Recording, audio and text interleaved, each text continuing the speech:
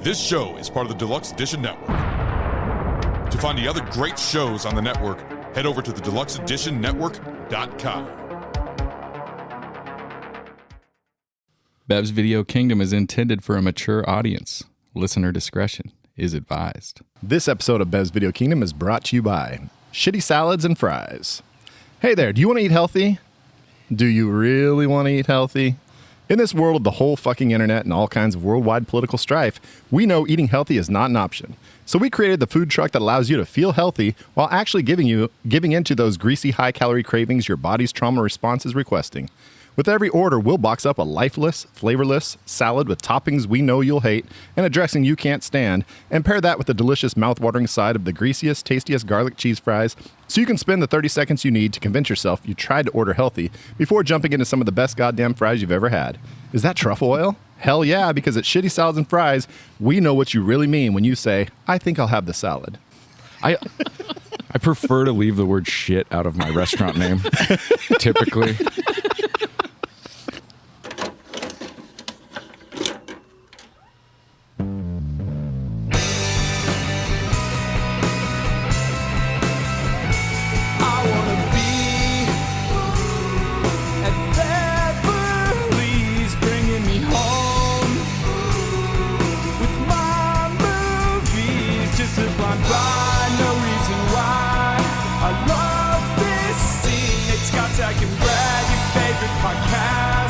Start this thing. Oh my gosh, it's 2023 and the BVK podcast is still alive somehow. We're still alive, guys. Well, we're here. You know, if you guys hear that like wonderful like industrial noise in the background? Does anybody hear that? I hear it. We're really in a warehouse right now. We are in, well, not a warehouse. That's what We're it in is. A brew house. Okay, all right. A brew house that's in a warehouse. That's probably more specific. Yeah, folks, we are at the Last Call Brewery.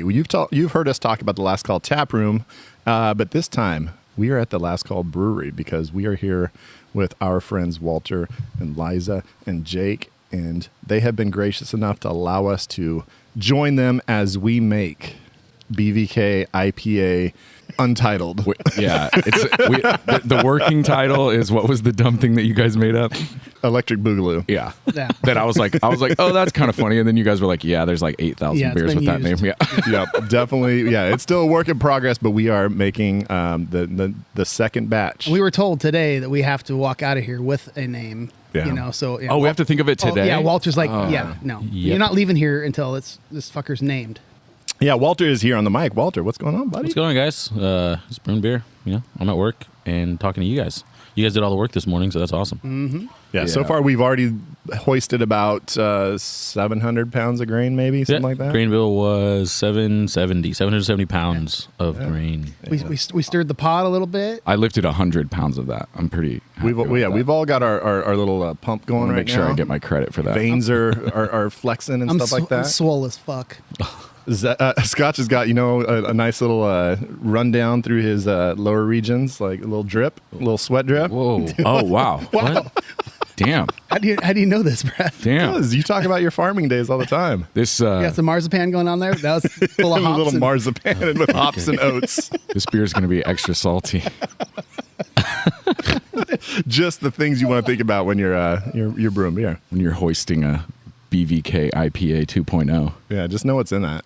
Yeah. Deliciousness. All right, folks. Just grain, hops, water, and yeast. That's it. That's all that's in it. That's all that's in it. As the brewer of said beer, there's no marzipan. And the blood, sweat, and tears and other fucking bodily functions of the BVK crew here. It's a signature of the beer. I'm stoked to have you guys back in here, though. It was a real fun time last time we did this beer, and the release was even a better time. So I'm hoping that you guys get as much out of it this time as you did last time, and that the release can be just as big a party. So we're stoked to have you guys back. Thank you. Thanks, What year, Walter? Do we know what year American Pie came out? 2000? 1996. 2007 or Was it 9. really It that was long late ago? 90s. Yeah, it was late 90s. So was Stifler's beer that he drank in the bedroom, was that the first hazy IPA? Are we going to say that was the first? I think that was the first milkshake IPA. Oh, yeah, that was it. It had a little, IPA. that had a high specific gravity, right? I'm sure Kind of a nutty flavor. Yeah. A lot of lactose. All right.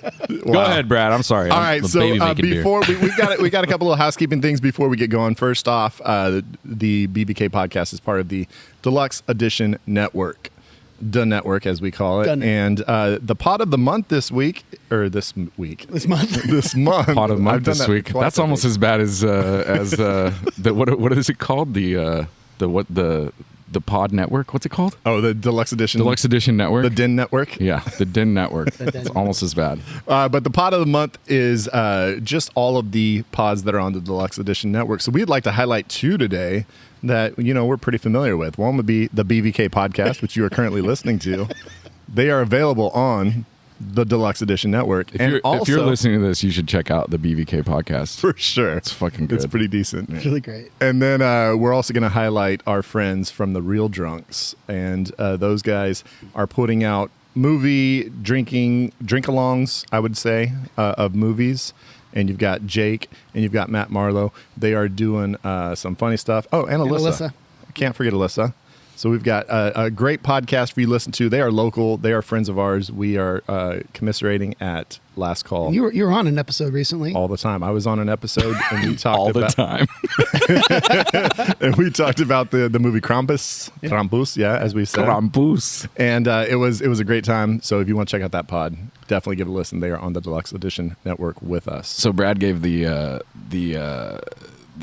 suggestion that if your young kids were able to watch Krampus, they were ready for scarier movies, right? So Yeah, 100%. So I took my 12-year-old and we watched Krampus, and he the whole time, like, it was one of those deals where he wanted to be so cool and think it was not scary and say it wasn't scary, but like I kept looking over at him and he's like just like real like intently watching and like super into it and on the edge of his seat, and then after the scary part would be over, he'd be like, that wasn't that scary. That didn't scare me at all. I was like, all right, but he dug it. It was cool. Okay, well, that's good. Yeah, it's a silly movie. It's pretty wild.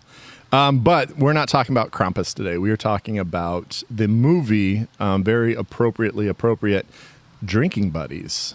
It's like on the nose, right? I mean, Yeah. we're literally in the spot where they filmed it, I think. Yeah, I mean, so this movie takes place essentially around a brewery in Chicago, or the Chicago area at least, and they're brewing beer, and it's about the employees that work there and their relationships. And we are currently at a brewery, and we've got employees here, and they have relationships.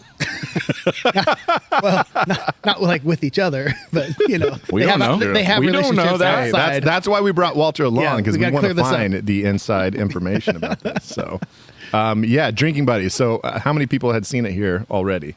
I had never seen it. I had never neither. seen it either. I had never even It's one of my heard favorites. I really enjoy it, but I'm a big Jake Johnson fan too. So that's mainly what drew me into the movie, and then I ended up really liking it when I watched it. So he's the guy from New Girl, right? Correct. Dude. So have you guys all watched New Girl? Has anybody watched New Girl? On repeat. Dude, we've watched it several times. It's so fucking good. Okay, that's the Zoe Deschanel. Right. Yeah. And it's like, it's a show where I was like, I will never watch this show. And then I came in like in the middle of season 4 when my wife was watching it for like the 3rd time, and I was like, oh, this is really funny. And then we've gone through it several times. It's really, really funny. Really funny. Check it out. Now, hearing that you're a big Jake Johnson fan, I'm kind of afraid to say this, but to me, it was just low budget Oscar Isaac.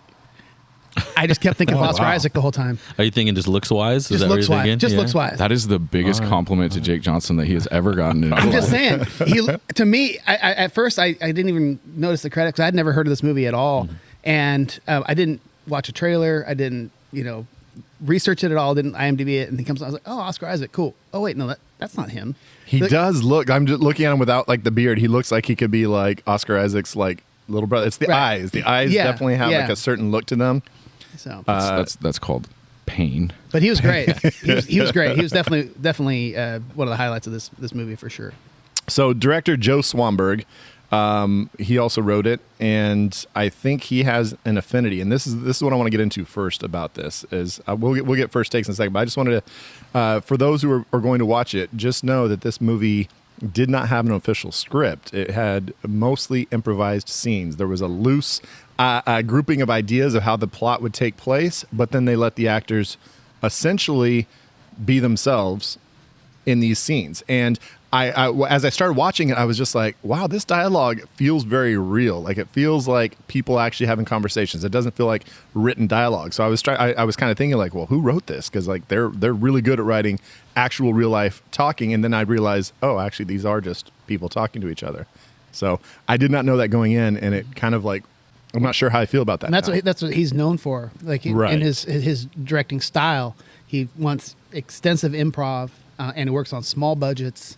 And that's kind of his jam. That's what he does. I think that was one of my favorite parts about the film. I didn't know that going in the very first time I watched it. Mm-hmm. And as I rewatched it and I read more into the movie, and that is exactly the thought that you had, Brad, was, well, that makes sense as to why all this conversation is so organic. Right. Yeah. And I think that another little fun fact is every beer they had in the movie was a real beer. So they didn't drink prop beer, right. And you add that to, hey, just kind of be yourself, be the character. So they're probably getting a little bit buzzed. Yeah, and I think it really lets that kind of, everyone gets a little looser after 2 beers kind of thing, right? And so let that dialogue really, really grow organically between the characters. Interesting. So Zach, you hadn't seen it, so I'm going to go to you because I want to hear your take, because I feel like this is not structured enough for you, maybe. So now that you told me that, so now that you just dropped that knowledge on me that there was no real script, like, obviously, right? Like, the movie is, if you wanted to like show me a movie that fucking meanders, this is the most meandering fucking movie that I've ever seen. And I can't say that I hated it. I didn't like it. I'll get into like some themes and shit that I don't like. It doesn't mean it's a bad movie, because they're very real things, like the relationship dynamics and stuff like that, and like, the sort of the like morality of some of the situations that these people are putting themselves in when they're in a relationship or out of a relationship or whatever it is I don't want to say problematic, but like it bothers me, but it's also very real, and it's shit that really happens, and I appreciate that. Olivia Wilde is amazing. Like, she is so good, and if she was improvising that stuff and is like, she's obviously the movie version of herself, or whoever she is in the movie is, kind of a broken person in my opinion. Like, she's got some issues. She's got a bunch of issues going on. She wants to be liked. She wants to be in a relationship, but she wants to also, you know what I mean? It's like she's very conflicted, I feel like, which I dig. I like that about her. I really like Jake Johnson's character. I really like, I don't like Ron Livingston. Like, I don't think that he's good, except in this movie he was fucking great. He is like the ultimate, if you want to talk about just letting your character just like stew and not say anything, like his just fucking sitting there with that shitty look on his face is so good to me. Like, I know dudes like that are just like, oh yeah, when Sisyphus was pushing the boulder up the hill, I just like to picture him with a smile on his face, because hard work can be really rewarding. And I'm just like, oh my god, he fucking gives her like a Nietzsche book or some shit. Like, oh my god, he's unbelievably douchey and fucking probably right into that character. I have more thoughts, but I can't say that I loved it, but I definitely didn't hate it. And at the beginning I was like, I'm gonna hate this fucking movie, because it was like really not going anywhere fast. But at the end I see the sort of the character arc that they were going for. I see what they were looking for. I think it could have been done better, maybe with a little bit more structure, but it wasn't terrible by any means. Scotchy. Yeah, I said I hadn't heard of this movie. I didn't know anything about it. I didn't want to spoil it by watching a trailer. I wish I would have at least looked at the genre, because the title made me think it was a comedy. Me too, buddy. And I was expecting something else. And I'm sitting there the whole time waiting for laughs, which isn't fair to the movie. Because there was none. But yeah. And so it was a drama, and it's real. And like you mentioned, the realness of these characters. I didn't realize, I didn't do the research about the director till after, so I didn't know it was improvised either. They're super believable, but it's an uncomfortable level, the cheating, well, not really physical cheating, but just the whole everything going on. Debatable, but yeah. Felt so. Yeah, I mean, it is cheating, and there was some physical stuff too, but it felt so real. It was super uncomfortable, which I don't particularly love a movie like that. But by the end, it wrapped up in a way that I really liked and respected. And it's not a rewatch necessarily for me. I did actually watch it twice, just to make sure that I was in the right frame of mind the second time. And, again, I didn't love it, didn't hate it by any means. It was just kind of a movie that happened it was like a character piece, just kind of talking about relationships. And it was good. And I love the actors that are in it. I don't necessarily love how a couple of them were used. I wanted something different from them, mostly Anna Kendrick. I wanted more from her because I'm just kind of used to a particular thing with her, I guess. But that's not their fault. I think that it works for the movie. So I like the way you describe it as a movie that happened. Yeah, because it's kind of like a story that somebody would tell you, like Right. in 10 minutes. They would tell you, like, oh man, and then they went to the cabin and fucking it was weird. And the camera Yeah. style tries to do that as well. It's supposed to be kind of almost like documentary-ish, like Yes. it's the camera movements and things where it feels like you're just kind of like jumping in on people's conversations, and the way it cuts, like sometimes where it just kind of jumps to like the next scene, and it's like there's not really any transition at all. It's just like Yeah. oh boom, now I- all of a sudden you're just hearing. there's these a couple people of talk. awkward, and I understand they have a small budget and there's probably editing and whatever, but the jump from them meeting in a bar to going to a cabin together was like the next scene. Yeah. And I almost needed one more little Of them like kind of knowing each other. of hanging out, having dinner or something first, because I was really confused. I was like, dude, they just met, like they're going on a double date, and then they're going like splitting up pairs like right off the Yeah. bat. We're gonna talk about that. Yeah, that was really odd to me. Now, Walter, before I get to you, I do want to say that you, I think, judged the most romantic gestures. Is that correct? I think along with my wife was kind of the main judge. Okay, But yeah, I was. and part of you that. brought up, so the only thing I knew about Drinking Buddy is that you brought up the scene at the end where he gets her a beer and they sit down and then they kind of like share each other's little food like back and forth, and you consider that one of the a great romantic gesture, and I like that. Now seeing that scene, I was waiting for that scene because I was like, when's that going to happen, and like what's going to be the circumstances, like it's going to be after like they have like a night together or whatever. Definitely not what I expected when I got to that scene. So it was kind of cool. Like I was like, okay, it's way different than I thought it was going to be. Yeah, so that romantic gesture, I guess it's can be seen as not fully romantic. It's more of like a hey, something fucked up in our friendship. Let's fix it. But I do think that they're into each other, and I think that's pretty apparent throughout the Right. movie. And I it's like so my wife and I we were friends, and then we were a thing and we weren't a thing, and we had to like navigate a friendship before we ended up being in a relationship. And I think that gesture of hey, we're getting back to where we were is their way of taking a step towards hey, maybe we can do this relationship thing the right way if we ever want to try it out, but let's at least get back to where we were and have a beer together. Like that's kind of how I took that. Is I guess maybe not romantic in the sense that I love you so much as you wish, but it's romantic in the sense that I really care about this person and I really want to make sure that we repair whatever damage might have been done to our relationship. So I think there's two things going on there. I think that like the romantic gesture in this movie is him helping her move, right? His like, I'm gonna, what does she say? Something about like horror movies are made with people moving, like, or something like that. Like that's the worst shit ever. He hurts himself, all that stuff. He's like sacrificing his body and his, sort of like his moral compass to help her move because, obviously he has like there's an end game for him.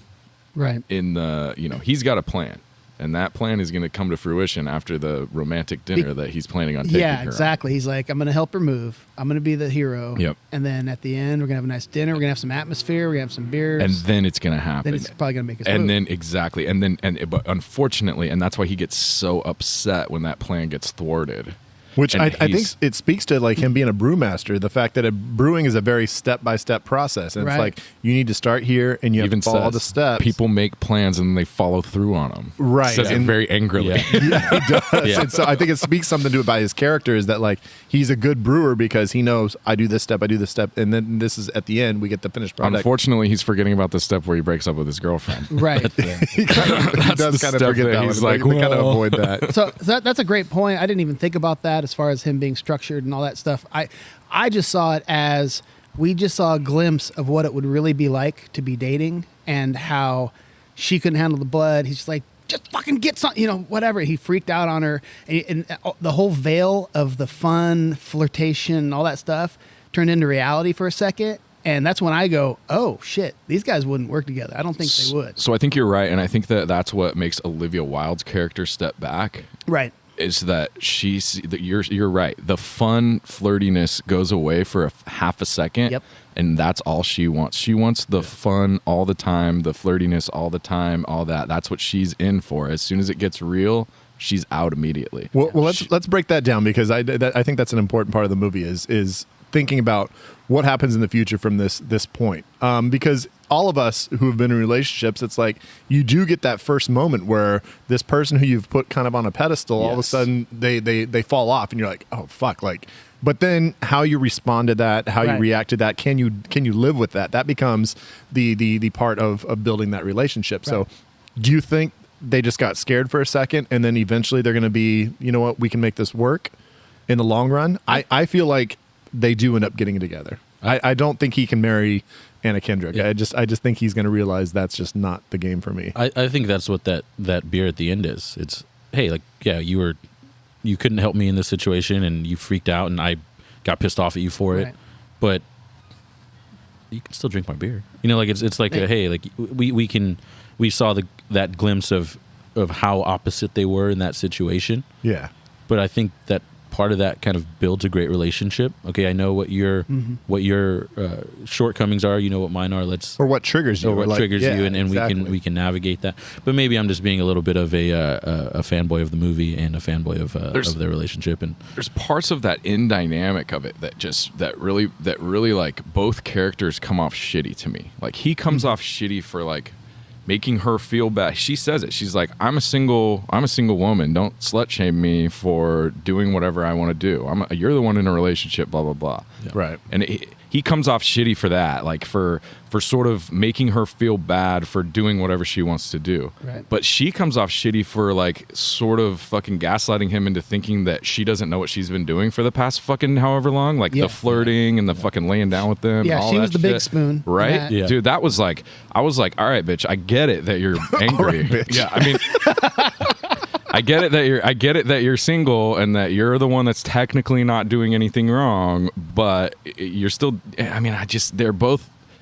It's just there's so many layers to it, especially when and you can also consider like the unhappy nature of his relationship with Anna Kendrick or her relationship with fucking Livingston, right? Like there's so many layers to that type of shit, and like the quick way that Anna Kendrick like goes outside of her relationship, right? Like Yeah. that shit happened quick. Like, and I don't know if that was editing or if that was on purpose or if that was what they were intending, but like she's looking for a way out. Like, and then I wanted to bring this up later, but I'll bring it up now. Like, I've got $1,000 that says she never went to Costa Rica. She went to dude's house and fucking was there for like 4 days or whatever, and then realized that, you know, maybe he wasn't Prince Charming and fucking came back and then put on the whole, oh, I have to tell you something, but didn't tell the whole story. Right. You know what I mean? Like, Well, That's yeah. a good call. yeah, It's that's possible. I got that exact same I think. vibe from that situation. It seems like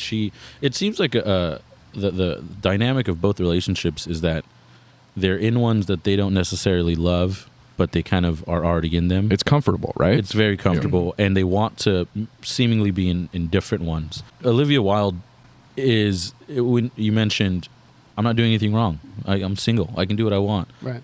But with the guy who works right next to the guy who obviously is fawning over you, Yes. like that I think is a little bit of a punch in the gut. And I think more than anything in that situation in the movie, that's why Jake Johnson is like, that guy, Really, that guy? I got vibes from Ron Livingston in Office Space where he's like, Lumberg? You fucked Lumberg? her pretending that like that he shouldn't be mad, or like that she had no idea that he would be upset, or like her like sort of gaslighting of him of like, oh, what do you mean, I'm single, blah blah blah, I can do whatever I want. Like it was like, oh, okay. Yeah, and it's like that guy really, it's not just a guy, it's the guy that I've got to now go to work with, and I got to talk to this dude, hang out with time, this guy. yeah.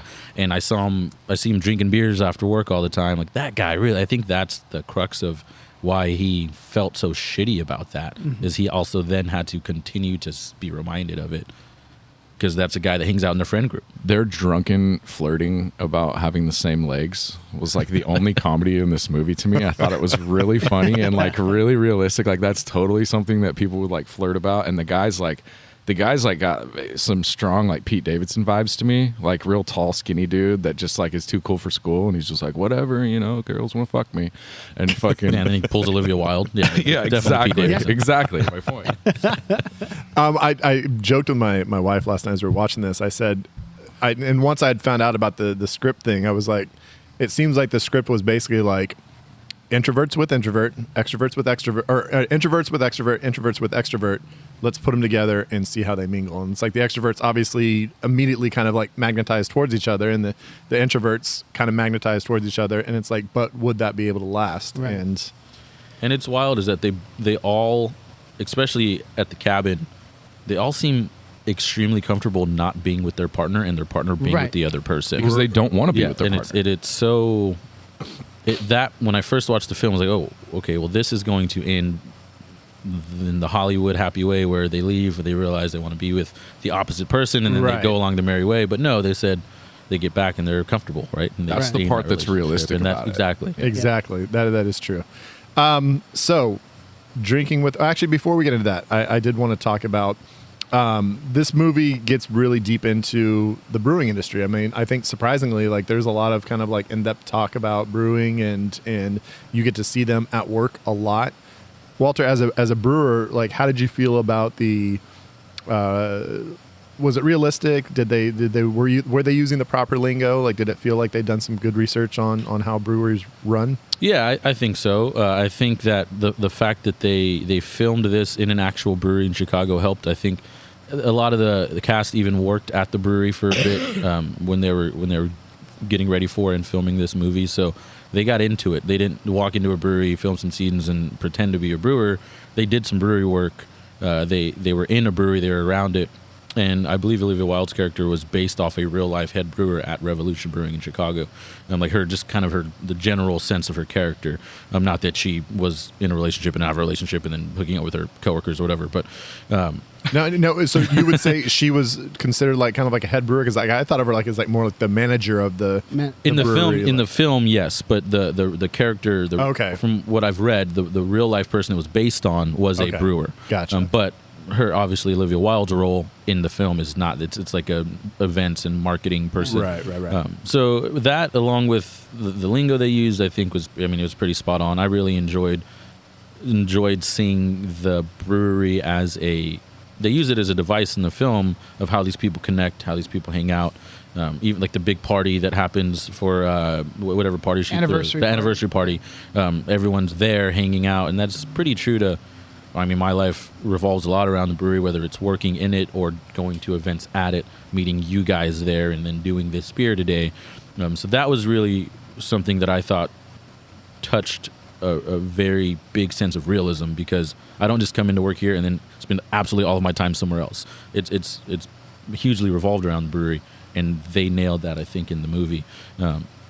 What about this scene where it's a quick scene where he's kind of pissed off on top of the thing, and he dumps something in the top of the thing, and then he closes it and like sanitizes the top of the thing really quick and sprays it off. Yeah, exactly. I was like, I've seen Walter do that at the place. Like that's pretty realistic. You did that when you dropped. What did I do? You added. I remember I did. I fucked something up. Yeah, I got it all over the top of it. Right. Yeah, exactly. Yeah, little things like that lend to the realism of it being an actual operating brewery. You've got to make sure things are clean and sanitized, and they've all got the right boots on, and none of them are wearing like attire that wouldn't be appropriate for working in a brewery. And you have beer at lunch, and like that all rings very true. I think that's what, apart from Jake Johnson, seeing the synopsis and saying, oh, it takes place at a brewery, cool, like that drove me in, those two things, and then the movie I just really enjoyed after that. Well, and they don't try to force it. It's not like they're like trying to like give you like super insight into the beer making process. Nope. They don't. No. It's just kind of like the scenery, but it seems like it was done well. As the movie's kind of supposed to be like this look into the life of, it seems like it did a pretty good job as far as just seeing, like if you walk through a brewery, you'd kind of see, like especially a bigger brewery like that, you're going to see a lot of people walking around kind of doing their own little jobs. And definitely. And Jake Johnson is a little bit of a cynical, grumpy guy with a beard who also like has a heart of gold, right? And that describes a lot of the brewers that I know. So. Well, we're gonna take a quick little side note, and the BVK family. You know, we've got a lot of friends and folks around us that support us and appreciate our podcast, and we wanted to give a quick shout out to a friend of ours, Dan Romero. We all affectionately called him Romo. Romo passed away last week, and it was kind of a very shocking situation. He leaves behind his girlfriend and his adopted son Angel, and a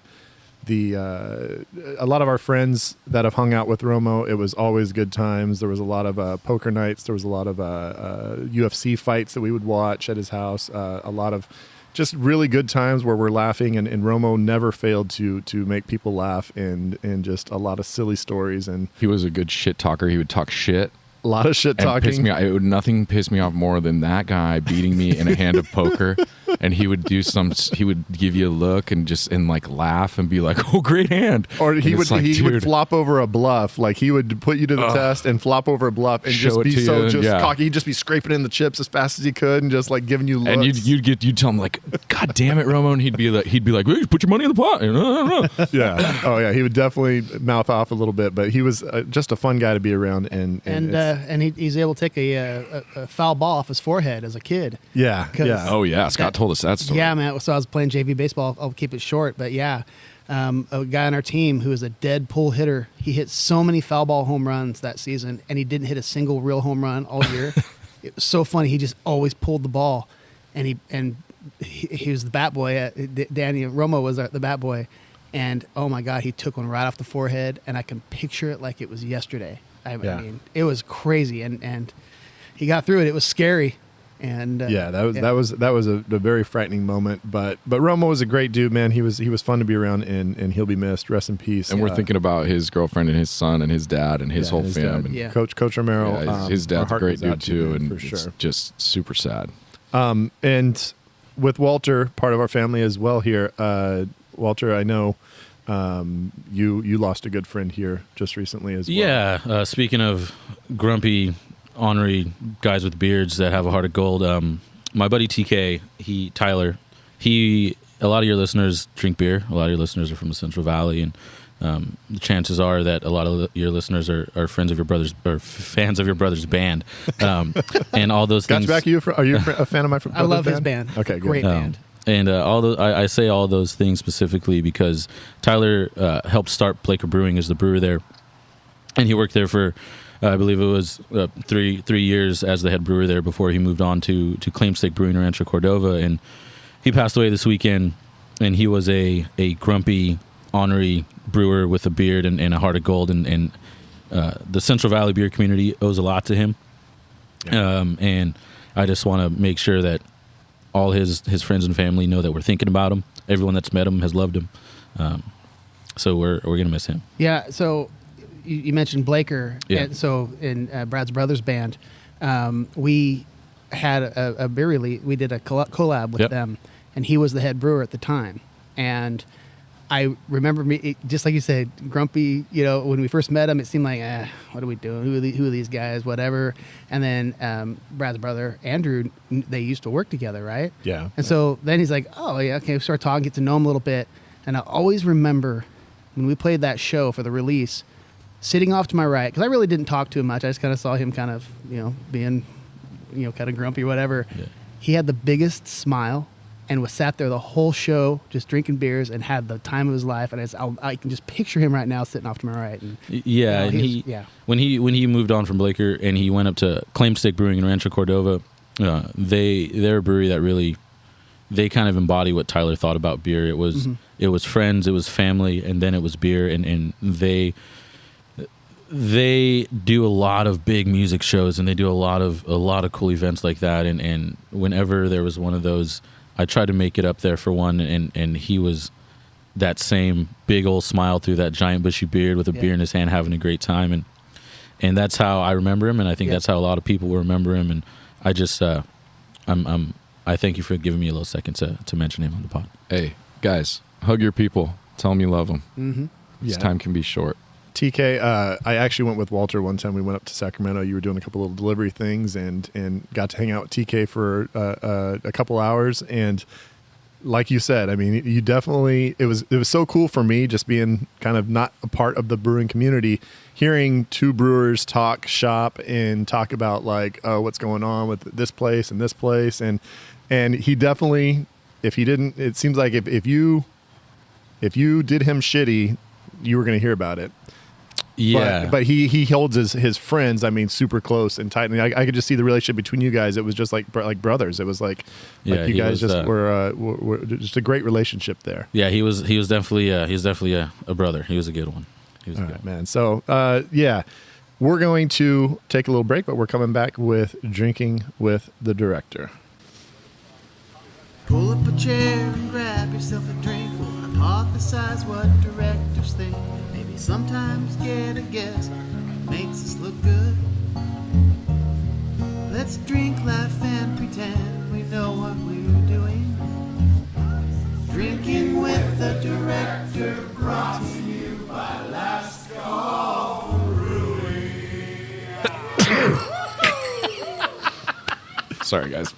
Dude, Zach, that reminds me, I was watching, I think it was last Sunday, before the football game started, I was watching like the Fantasy Football Today on ESPN, and I don't know who the producer was or what the fuck was going on, but somebody kept just sneezing and like coughing into the microphone, like directly. So it's like they're all talking fantasy football, blah, blah, blah, blah, blah, start this running back, and all of a sudden you just hear and it's just like, Dude. It happened like 5 different times. I was like, who, like, is somebody on the mic that doesn't know that they're on the mic and is just like coughing up their guts into the microphone? It was so gross. Can I just say that Brad and I had a semifinal fantasy football matchup to where Brad needed like 14 points from Justin Herbert and Keenan Allen.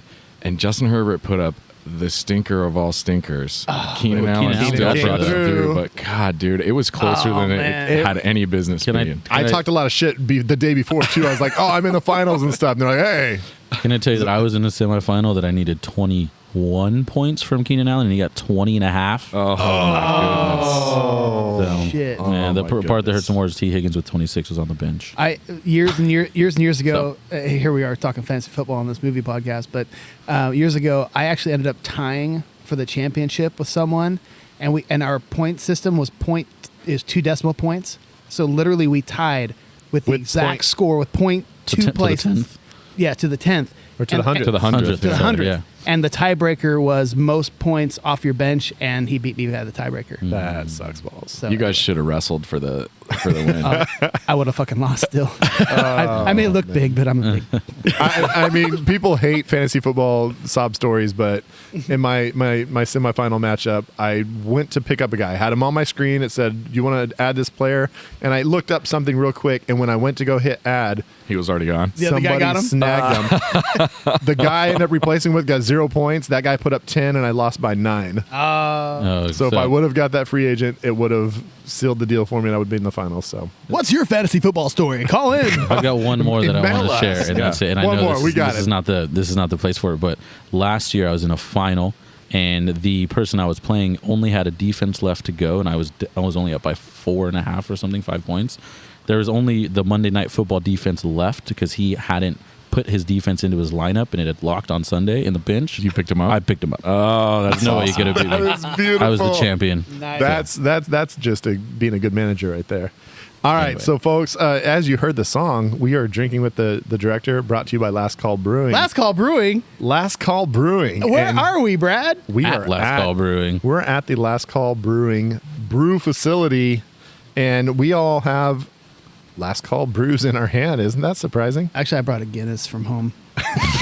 Is that wrong? I'm drinking some Natty Ice. I brought my case of Natty Ice, just to set me straight. All right, so I'll start off here. I'm drinking the Wingless Wonder. It's a New Zealand lager with some of those Motueka hops. Some New Zealand stuff. Got a fun little hop kiwi bird on the can. Walter, where did that kiwi bird design come from? I was trying to come up with a label for that beer. We had a few different ideas for names, and then we came up with Wingless Wonder. I thought that was a cool, New Zealand-based name. And I was at home trying to design a label. Didn't really know what I wanted to do, and I may have had some inspiration, some liquid inspiration, when I was sitting on my iPad and just kind of doodling. And the idea for the hop kiwi came up because I was looking at kiwis. I stared at kiwis for probably 4 hours, just trying to figure something out. And that thing looks like a hop cone. That's perfect. And it came out pretty cool. They are. It actually is really cool. I like that. Great. Yeah, I've got some extra of those stickers in my bag if you guys want. I do want one. So my Got question it. is this. So I'm going to tangent quickly. We're going to do some hopping, or we're going to put some hops in the beer, correct? Yepers. So we were talking about the Elysian the thing where they say it's a hop, not an artichoke, right? But to me, especially when we got them out last time, the hops look so much like marijuana buds. Is there any relation between those two plant families? There is, right? They're like, I guess you'd call them cousins. Cousins. There has to be. Yeah, it's so they're similar in the structure and everything. Yeah, there's a lot of oils present in hops that are also present in marijuana. That's why you can get some of those same aromas and flavors out of for sure. them. Some of the aromas. Yeah, that's wild. Okay, sorry, that was a tangent. So what are you drinking, Zach? I was drinking the Stellar Galaxy from Last Call Brewing. It's got that hazy pale ale with it's got Galaxy, Comet, and Strata hops. You mix that with the Krampus, and it's fucking delicious. Love it. I was drinking the Golden Oaky earlier, and I already killed that. And then so I'm actually drinking a Stellar Galaxy right now too, and it's really, really good. But what I wanted to say is, we're recording here, and in between we're kind of going over, and we literally are making the beer today as we're doing this. And just watching Walter and listening to Walter and his excitement and his passion for this, it's just absolutely incredible. I wish I was passionate about anything as passionate as you are about this. It's just so cool to see you love this. And so you're obviously great at it, because every beer I've had is so good. And I just wanted to cheers to you, buddy, because I wasn't here the last time we did the BVK IPA. I was a bit player that would show up every now and then when they didn't want me to show up. And now I'm here experiencing it, and I love it. So here's to you, buddy. That's true. We have talked this guy up quite a bit on the pod, and to see it in person, it's amazing. We didn't sell him short. I know Absolutely. that. Thank you guys. I really appreciate that. I just make beer. I'm glad you guys enjoy it, to be honest. No. Although I do. If anyone listens to your podcast and then comes into our tap room because the fact they listen to the podcast, first off, thanks for listening and thanks for coming in. And also, if you came in and you were disappointed in the beer, you can get your money back from the BVK podcast, their endorsement. Yeah, just hit us up on our Gmail. We'll get right back to you. And figure that out, and we'll get you some money. No, I appreciate you guys promoting us as much as you do, and it's a fun thing to do, and that passion. Speaking about TK earlier, a lot of it came from him. He was the first kind of real friend I met through the industry, and something he said to me, I made sure I tried to thank him for all the advice and the information and the insight he gave me when he just had kind of barely met me through the industry. And something that he said that will always stick with me is he said, "You don't have to thank me. I'm always there to help." And that's kind of the mindset I have when I'm trying to bring other people into the brew house and teach them is, you don't have to to thank me for coming in here or think that this. I just want you to think it's cool and really be kind of enjoy it and really be passionate about it, because the more people that are passionate about it, the more people drink the beer, the more people want to talk about beer. And I love doing those two things, and the more people I can do it with, the better. Well, and it's great because you might teach somebody that might go off and make their own beer, and maybe they'll teach you something someday that exactly. about a beer or something. Like, dude, that's great. What a great idea. And you guys, that's what I love about all the breweries in the area, the camaraderie and you guys collab all the time with each other, and it's such a cool communal feeling, and I've always loved that. That's really, really cool. Yeah, it's the best part about the industry. Yeah. Super cool, man. I do want to say that on the 21st of January, this brew that we are working on today here at the Last Call Brewery, it will be available on the 21st of January. That is a Saturday. There will be some festivities. There will be some saucing it up chicken sandwiches available. There will be some Scotch Beck.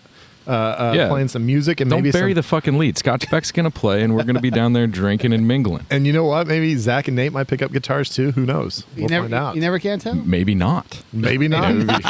As Maybe long they as- will just be drinking a lot. As Who long as knows? Zach just gets on the mic for the intro song again, that's Yeah. all I want to see. I just want to drunkenly yell into the microphone. That was my favorite part about the release last year was Zach's rendition of the intro.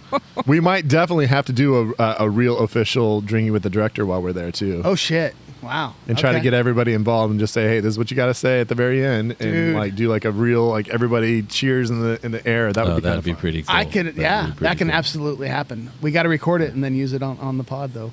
Yes. That'd be cool. We talked about recording last time, and it was just total train. We did record. We did record, but it was a mess. It was an absolute. I don't know if it shit show. sounded like anything. It's like stopped halfway through. Somebody unplugged it. Yeah, it got unplugged. It sounded like ass. It was not a great. I think our boy, so. our boy Matty hit it with his foot or something and unplugged it. I think Matt Brown unplugged the Yeah, I think board. it was Matt. Yeah. Oh boy. All right. So drinking with the director. Our director, Joe his name Swanberg. is Joe Swanberg. Just real quick, budget $650,000. I saw the worldwide gross as 400,000, but I'm assuming it's probably got some run maybe on the streaming services and stuff. So Yeah. That's I'm how assuming much? this What movie's- was the worldwide gross? 400,000. I mean, this movie's not going to make money. No, I also Right? don't think that says worldwide. Was it released in India? I don't think so. No. I don't know how the Chinese felt about drinking buddies. But yeah, so Joe Swanberg, he's done, like I said, a lot of, or I think Scott, you said earlier, he's done a lot of movies that are improvised, like a lot of improvisation in his movies. And it's all art house stuff. It's all like Small time. film festival type films. That's his wheelhouse. And he's the one that is credited for launching Greta Gerwig. Oh, really? Yeah. Did not know that. Yeah, so Greta Gerwig was in a couple of his early movies, and then she also helped him kind of direct a couple movies and kind of got her going. Speaking of, I went and saw Avatar, the new Avatar, with my kids yesterday, and they had the first preview for Greta Gerwig's Barbie. Oh yeah, yeah. I've seen the The preview's kind of teaser silly. trailer. Yeah, it's like a teaser trailer, and it's kind of a parody on the 2001: Space Odyssey. That's the one I saw. Yeah. Yeah. Pretty funny, but yeah, I'm interested to see what that's going to be like. I mean, I didn't realize that she was behind that, and then I was like, wait, who? Oh, it's Who's being like Yeah. heavily advertised as like her movie, Right. which I think is hilarious. yeah, I know. It's like, I mean, is it going to be a silly take on it? Is it going to be a serious take? Like, what's going to happen here? Like, who knows? So, interesting to see. I think it's gonna be super meta. There's probably gonna be like talking to the camera type shit, and it's Yeah. gonna be. I think it's gonna be not what you expect. Did you guys ever see the Brady Bunch, like the remakes, like the Brady Bunch movies in like the 90s? Lumberg was in that, wasn't he? Yeah, Yeah. and they're actually silly fun, like because it's all like the Brady Bunch family being taken from like the 60s or 70s or whatever, and then they're put into like the present day, and so they're all hella awkward, like trying to deal with like actual reality. Worth your time. I'm gonna give it a Really? a worth Is your that time where we're Really? Is at? it worth my Is that time? where we're at right now? We're plugging the Brady Bunch reboot and that a very came out Brady sequel 20 years ago, and a Okay. very Brady sequel. All right. Yes, I know the name. Welcome to the BVK podcast. That's a hard fucking pass over here, dude. All right, questions for Joe Swanberg. My first question for Joe would be: is this movie depressing or not? I thought it was really depressing. And I like depressing. It wasn't depressing in the way that I necessarily like. And I say that as someone that kind of enjoyed it, but man, it was bleak as fuck. Like, these are miserable fucking people, right? Like, she's miserable. The guy, the happiest person in this movie is the fucking weirdo Dave? Yeah, the what's his name? The guy from Office Space.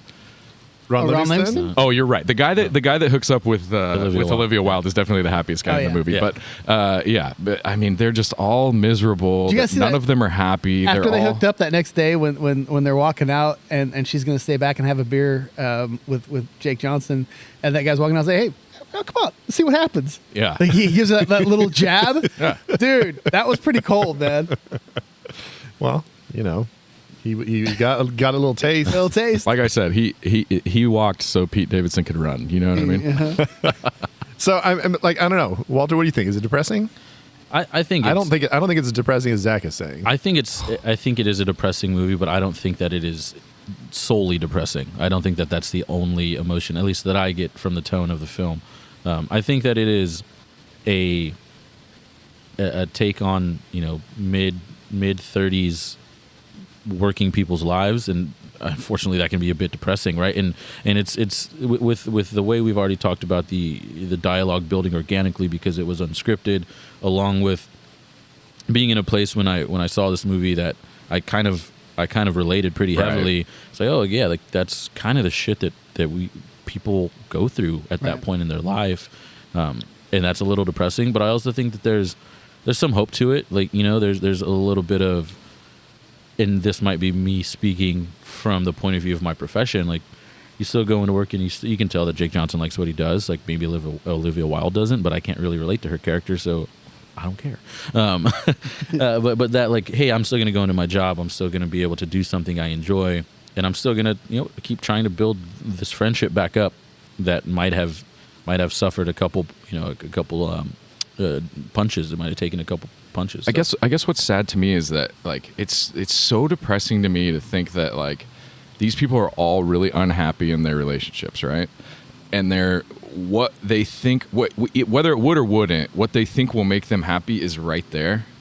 And I mean, Jake Johnson's getting up in the morning and going to work happy for part because he likes his job, but for a big part because he wants to go hang out with Olivia Wilde. Yeah. He wants to get away from his fucking wife, who he doesn't like hanging out with. He could go home after work and hang out with his wife, but he doesn't want to do that. He wants to go out and drink with Olivia Wilde. He wants to hang out with her all day. You know what I mean? That's just so sad to me. Like the thought that these people can't just get out of the situation that's making them unhappy when the thing that could make them happy is right there. He can't get out of his own head enough, or like get up the courage enough, or whatever it is. When as a viewer, he doesn't know, but as a viewer that she's ready to get out too. Yeah. Like that's what makes it sad. Like they're both Right. unhappy. You know what I mean? Like it's just really depressing to me. Well, yeah, the scene where she kind of confesses, and the way he deals with it, it's almost like, is he actually thinking to himself like, oh shit, like maybe she is going to leave, like, and I won't have to be the one to break this off. I don't Like, think so. I'm I think he with feels extremely guilty about what he knows he was going to do and what he was about to do, and he's just like, okay, I'll forgive her for this. I can He's forgive like, her. is that it? Is that all that Yeah. happened or whatever? And she's like, yeah. And he's like, okay. It almost like rationalizes what he's done. He's like, oh shit, well, you don't know what I've been Exactly. doing. Now I feel a little better less about it. guilty. Yep. Exactly. That's what I got from it. And now he's going to be right back in that fucking depressing cycle of being unhappy with this lady. She's going to be unhappy Right. with him. They're going to probably get married at some point. Then they're going to have a kid. They're going to fuck the kid up because they're going to get divorced. They're going to cheat. They're going to do all these things when they could just get out now.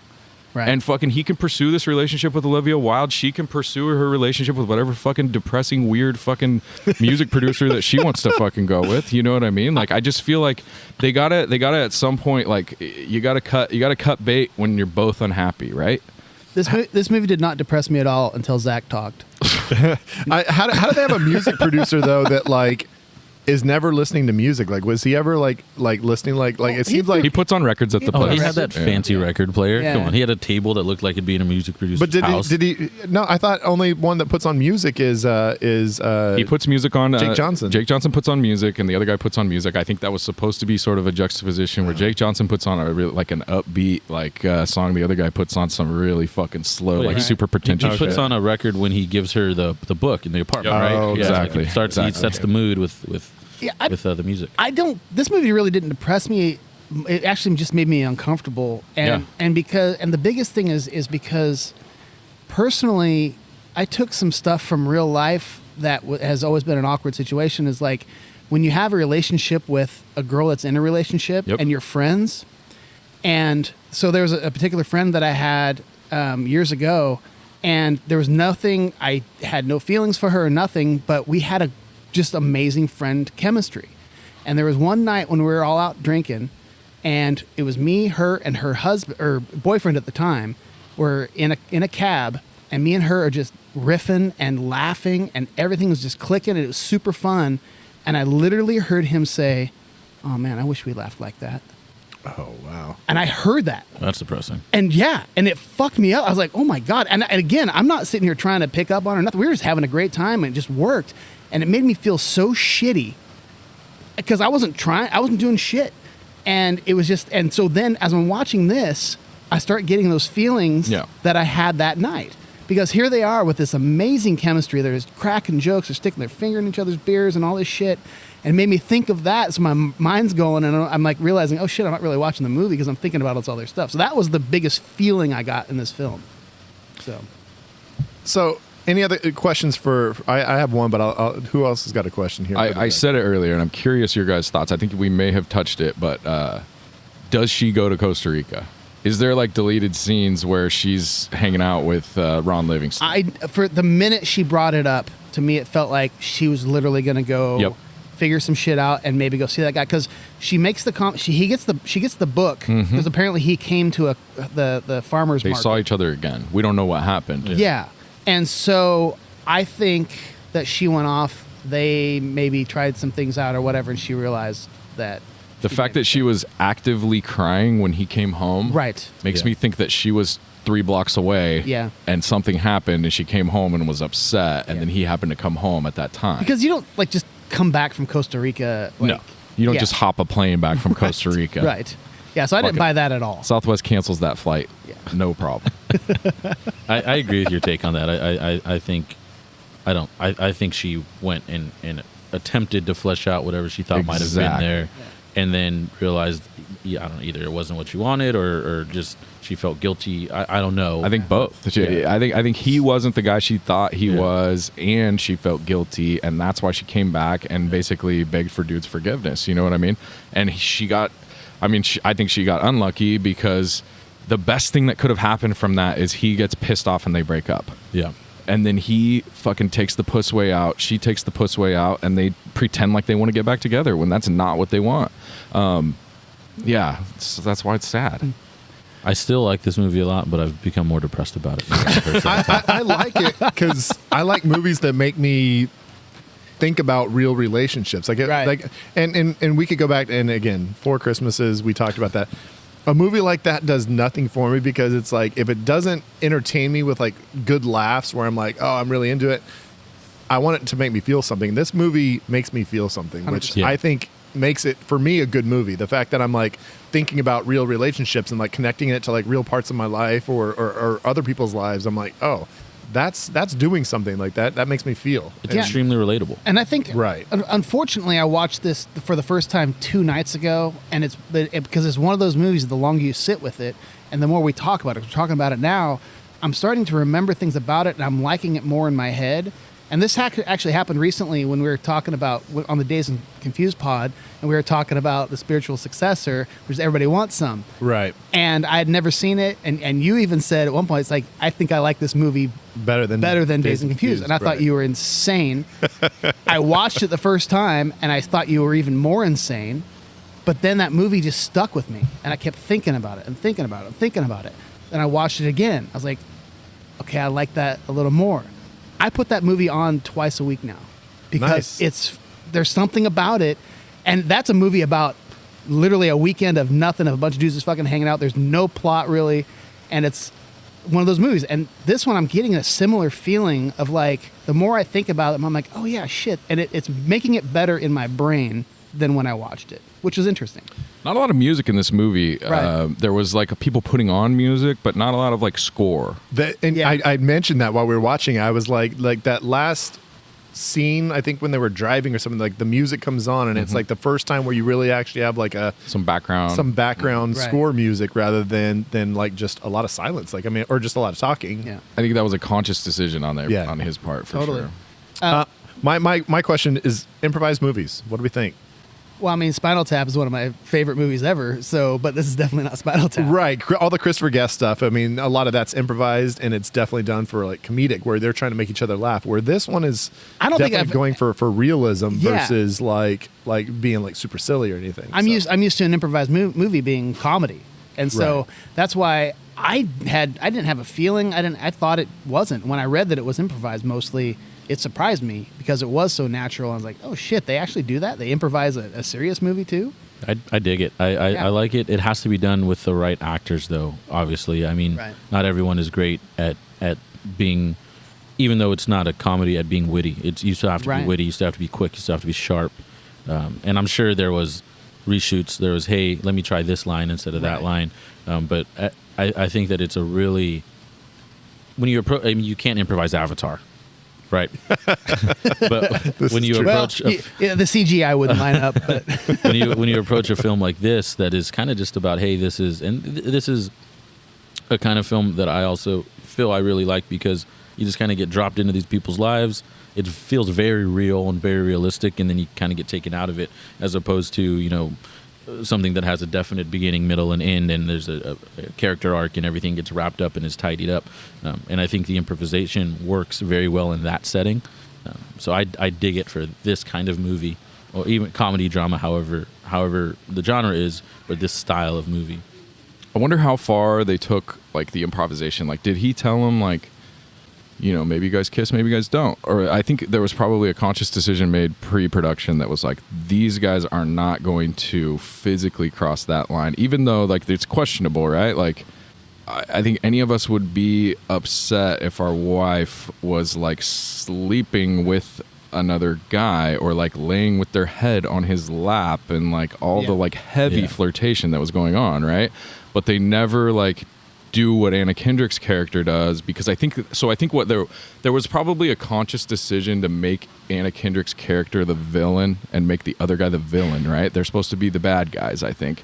These other two, in a weird way, yeah. If you want to Yes. label them as bad guys. Well, I mean, it's you that know kind what of- I'm saying, Yeah. right? Like they actually cross that line, right? And then you've got these other two that, like, depending on how you want to look at it, like there could be an argument made that, hey, they didn't do anything wrong, they're just friends. I don't agree with that argument, but I'm just saying, like, somebody could make that argument. It'd be wrong, Right. but they could. Because the other argument is that their relationship is a lot more emotional, which I mean could definitely be considered to be like a lot worse in a situation. 100%. than just a kiss that kind of happened in the Yeah. moment when they were drinking some wine, which again, that's just so weird. He's got this picnic with wine with his. That was by The other far girl. the most awkward scene Yeah. in the whole movie. Is that And it was they supposed just to put be. this little tiny little picnic like blanket out there, and they're just kind of sitting there next to each other. I didn't like the structure of the shot. Like it kind of felt it was weird. I loved uncomfortable, the but maybe that's I what loved the intention awkwardness was. of that, and I loved that they let you sit in it, and after they kiss, they literally don't say anything. Yeah. Right. For a long time, and they're just kind of sitting, and Anna Kendrick's like really good at being uncomfortable. Yep. Yeah. And I don't know, man. It was some of those scenes were long on purpose to make you uncomfortable, for sure. Yeah, it's almost the, as Brad mentioned, like the emotional aspect of, if you're more heavily emotionally involved in someone, maybe you don't have to cross a physical line for it still to feel like you're doing something wrong, or for your partner to think you're doing something wrong, because that you're giving more of yourself to this person 100%. that you're not giving to your partner, whether it's, even though it's not physical. Like have you guys seen Marriage Story, a Netflix movie with Scarlett I have Johansson and not Adam watched that. Driver? Another I need to. I brutal love that. Yeah, it's also, that one's very depressing. Mm-hmm. But there's, Adam Driver has a line in that film where he goes, "You shouldn't be mad that I fucked her. You should be mad that I had a laugh with her." And that's like, you shouldn't be mad that Yeah. I made out with her. You should be mad that we went and we spent our time on the picnic blanket, I think there was- enjoying each other's space. You know what I mean? Like, that's what Yeah. is, I think, the bigger transgression than, hey, like maybe you guys hugged a little too long, at least in this movie. And that, I think, is what hurts all these characters Yes. more than anything. And I think that is the reason why Jake Johnson's character is so quick to immediately be sort of, forgiving to her, because he realizes that, if all she did was kiss this guy, his like emotional affair Yeah. is probably worse, if not in Right. his head. He can like make that equivalent. You know what I mean? Yeah. Yeah. So I got one last little thing. It's a specific question. So Borelli's Pizzeria in Chicago, I saw this in my research. Joe Swanberg opened up Analog Pizza and Video in the back of this pizzeria place, and it's a VHS rental shop. Who the fuck opens up this is last year. Why would he open up, the director of this movie, open up a VHS rental shop in Chicago? So there's a.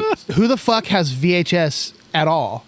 I'm going to talk about it later, but again, like, the most unbelievable part of this movie is that it wasn't taking place and filmed entirely in Portland, because that is the most Portland fucking thing ever. They're like, we sell cassette tapes now, and it's like, oh, really? Yeah. Awesome. Yeah. Like, it's definitely a thing, dude. It's definitely a thing to be like, even though the picture is worse, the audio's worse, like all of these different things, it's like They deteriorate, so cool like, to yeah. be like, I got this on VHS. It's like a new movie, but it's on VHS. It's like, that's a thing. It's like this movie was just like oozing fucking hipster vibes to me, and that goes right into that. Now, don't get me wrong. I mean, this whole podcast is based off of us getting VHS back in the day. But who the fuck has so much money now? What Just kind to of be like, I'm going bullshit to is do a wasted. Yeah. I think the pizza place probably just helped float the VHS I would rental hope shop. so. I would imagine. Yeah. He's just like one client a week, some fucking dude that's like all bearded up and fucking living in a basement watching VHS tapes. He ships all his VHS tapes to customers in Portland, probably. Probably. Or it's just a front for drugs. It's a heroin front. Yeah. To be fair, I cleaned my garage and I found a treasure trove of VHSs, dude. Yeah, I can transfer them if you want. Dude, can you really? Shut up, Brad. Yeah. To what? To digital? To DVD. Oh, to DVD. But then you can take that DVD and you can save it as a file on your Yeah, computer. then you can rip it. Bro. Yeah, for sure. So I'm gonna do that. I have a video of a recording of a play from high school where I play Aladdin, and my wife plays Jasmine. And I just think that would be so amazing to watch. I haven't seen it in 25 years. we need to have a screening of that, I think. Hell yeah. Right? I think we need to have a screening Dude, of that. I'm in, bro. We'll do that. You can do an episode on that. Full Zach in a vest, singing, looking like fucking McLovin from fucking. You ain't never had a friend like me. We'll do a double feature when I played the lead in Dames at Sea. I was Dick the Sailor. Oh, Dirty Dick on the sea? I'm in a fucking full on sailor outfit, and I was really skinny back then. And Were you a theater kid too, dude? Just for that 1 year. Scotty. Yeah. I love that about you. All right, we'll come right back with a little shag snag by the bag. Is it a one-night stand, or do you hit it with a shovel, or take it home to mom and dad? It's like fuck, marry, or kill. It's Shag Snack Body Bag. Shag snag body bag. So, who wants to shart? I already did. Out of your front butt. Zach's got coffee now, so he's probably closest to sharting. No. I do that in the morning. I shart in the morning. Got the fanny Shit in the flutters. evening. All right, well, Zach, you've got. We're gonna let you start with the shags. What are you shagging from this film? So I wish so badly that our long lost co-host Nathan was here, because if I'm snagging something from this movie, it is without a doubt Olivia Wilde's armpits. My God. She's a beautiful woman. I mean, obviously, she's very thin, very in shape, very like funny, and seems like very cool. But like, I feel like the director of this movie definitely like focused heavily on her armpits. Well, all she owns is was tank tops. only allowed to wear tank tops with no bra.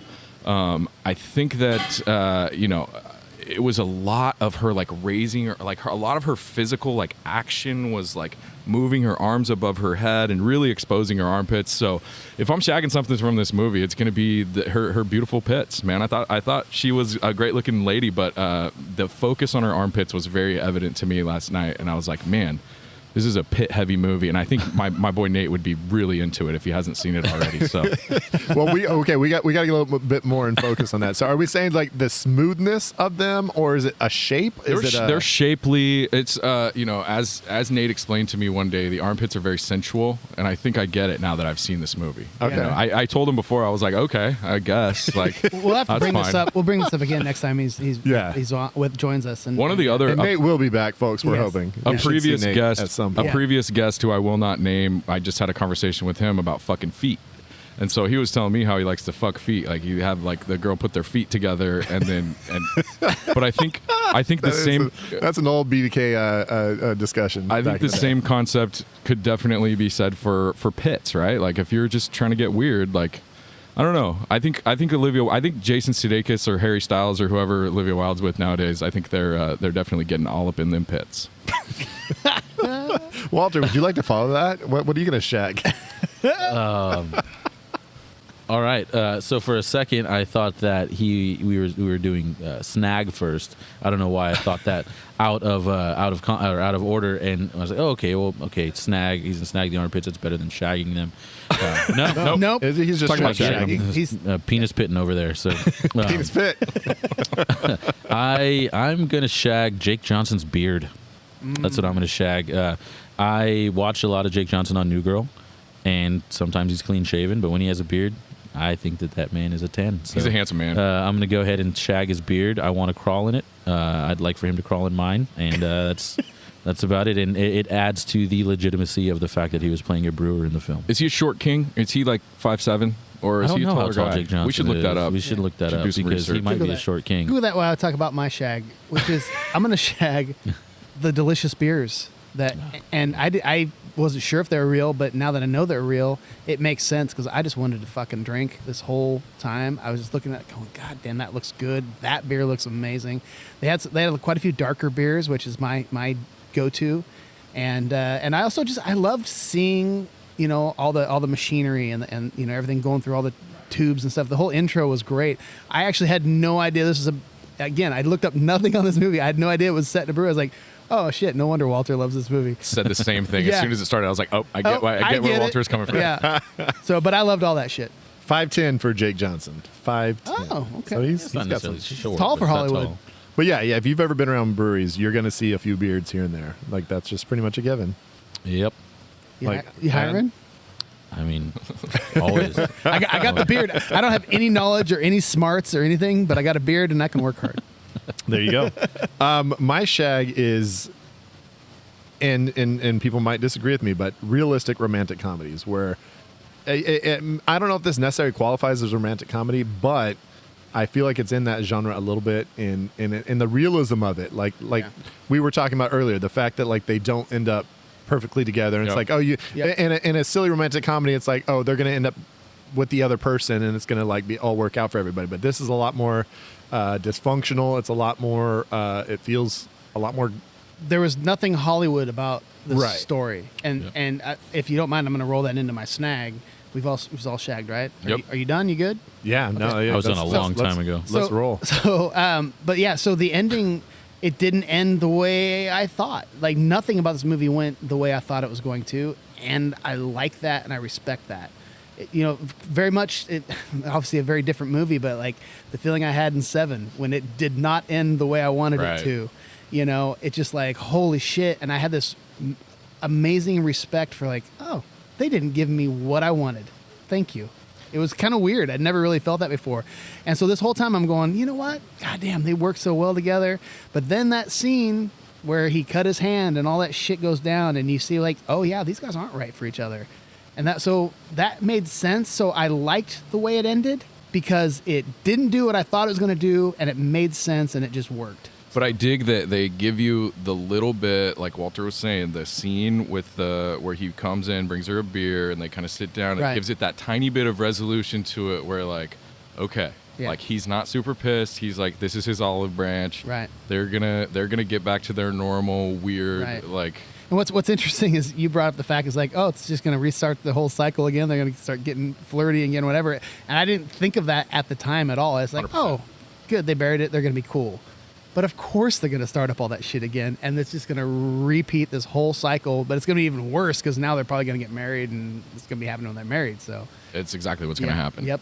Walter, snagging. My snag, I am going to snag probably pretty predictably the brewery setting, the realism of that, how that felt like they were doing it justice, but from the equipment and the working behind the scenes in a brewery aspect all the way to the hosting an event and having a beer and just the aura or the atmosphere of the brewery environment, I think, being done really well in that film. I know only about half the film takes place actually in a brewery, but I think they did that great, and I would snag that. I'm piggybacking on that because my snag was jargony, industry specific movies that get it right. Like, there's nothing worse than watching a movie where you have like some either expertise or familiarity with something, and they just do it so wrong. You're like, God, that's not how it fucking works. Like when Favreau does a moonsault off of the thing, and he's supposed to be a UFC fighter. Exactly. Yeah, it's always going to go back to Four Christmases from now on because goddamn, that movie sucks. And I'm also glad it wasn't like you got no pretentious like beer feeling, you know. And it's, right. Ron Livingston even made that one joke about like it when he's tasting was the a beer. great joke. That was a great line. Like that was his best line. Tastes for like sure. puberty. But then he's like, yeah, I don't know. He admits it. But yeah, so the jargon industry specific movies, I like the fact when they take some time to really become experts on something. You know, my love for Pixar, they always go investigate whatever their movie's going to be about. They'll do trips and go find out, like, and experience the things that they're going to be talking about, so that they do kind of become experts. And they know exactly what toy cowboys would say in that situation. Exactly, they're like, for sure. They took a house across the Pacific. Yeah, they balloons. figured out how many balloons could lift their house, Right. and it was, remember it was that. a fun I journey. saw the behind the scenes on that. They wasted a lot of money, but they got it right. Well, and only like 3 people died, so I mean, but Pixar's got a lot of workers. Including that guy's wife. It was fucking sad. Ouch.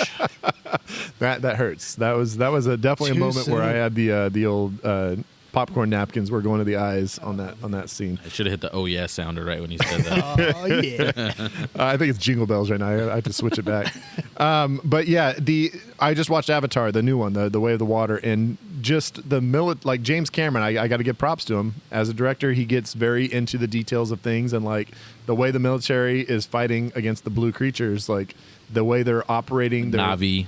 the Navi, and the way that they're saying the lines and stuff. You can tell he's done a lot of research on like tactics and communication between military guys and stuff. So like I always appreciate that when you're getting stuff right. He spent 10 years on Naboo from Star Wars, the planet. Oh yeah, no, he did. He knows Naboo? exactly what's going on. Naboo, the sushi Naboo, restaurant. He was in the He was in Naboo for 10 10 years. and that's where they showed him how they connect their ponytails to their. He's doing their doing flying cocaine in the bathroom with animals. Lindsay Lohan. Yeah. Yeah, so but yeah, that's my my snag right there with Walter. So if I'm snagging in a movie full of like very real performances, I think 2 people really stood out to me. The first one was a bit part and a bit player, and that is fucking Sudeikis, in just being like the kind of douchey sort of like he's the boss and he knows it. And he doesn't really want to work, so he's just kind of pushing stuff off on other people, like constantly asking Olivia Wilde to be like, I'm supposed to call all these people. Will you do it, please? Come on, will you do it? You know what I mean? Like, everybody's had a boss like that. Now, my question about that is when she announces, "Hey, I'm single," blah blah blah, and they go, was in his mind, was he kind of thinking he might try to hit on her that I think night? you're supposed to think that, and I think that you think that even more because you know that they're like we're together, and you think like, oh, she's gonna hook up with the boss. But I love that she hooked up with weird fucking tight pants guy. because he kind of bails. I think he was better. professional enough to be like, Yep. I shouldn't do this, and he bails. He like gets himself out of the situation. But he for kind sure of. wanted to. I think so. I think And- so too. The fact that all of this was just kind of improvised script wise, I mean, we know how their relationship ended, and maybe they're getting some real feelings out there. I don't know. Controversy. So I thought his character in a very small role was really good at being the kind of like the boss that is just trying to push all of his responsibilities off onto lower level employees. I really like that.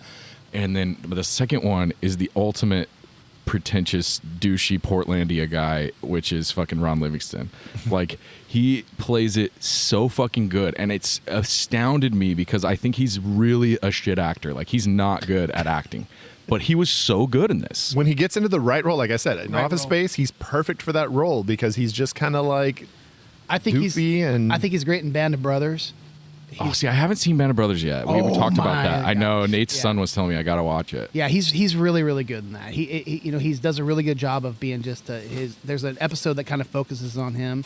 He does a really good job of just being a dude that's just mentally just done. But in this, his like special blend of quiet, judging, sort of pretentious, kind of just oozing like sort of his like he's got that quiet I'm better than you thing going, which I felt it, man. You could feel it, and fucking Josh Johnson's character could feel it. Well, introverted, and like when he goes to any of those little things, like that joke, like he tells that joke, but he immediately kind of like backs away from it. Like hey, he's not trying to do that to like be the life of the party. He just happened to say one thing that he thought was kind of funny, but he's too cool to tell a joke, and Right. he realizes it after he tells the joke. He's like, "Oh fuck, I'm too cool to do that. Don't do that. Don't do Yeah, and he kind of backs out. He wasn't using that to like be like a prop to like jump in to be like, hey, I'm cool, like let's hang out. Like he was just kind of like that." In a movie full Yeah. of terrible decisions, the best decision made in this movie that I really respected was him not fucking Olivia Wilde when she comes over to his house, obviously drunk, and he's like, "Look, this isn't working. Like, we're not going to do this." Yeah. Like, obviously, she just wanted to hook up, right? Yeah. Like, freaking, I liked that too. But that's my snag from the movie. all right, body bags. I'll lead it off here because mine's just very stupid and technical.